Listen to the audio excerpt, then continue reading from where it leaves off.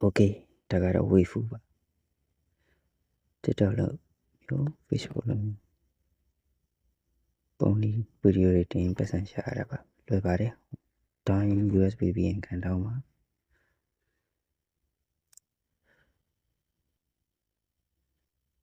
ဗီဒီယိုတွေလုံဝင်တာလည်း Gmail နဲ့ဝင်တာပါဝင်တော့ VPN ခံစရာမလိုတော့ပါဘူး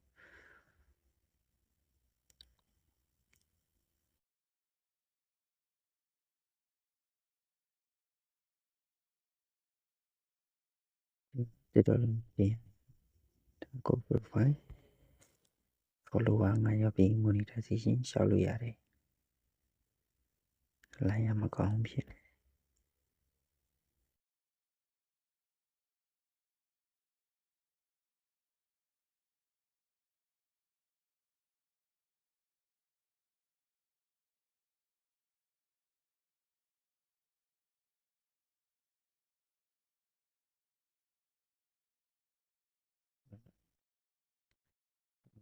ပြရပါသေးတယ်အပြင်လည်းလုပ်လို့ရတယ်နော်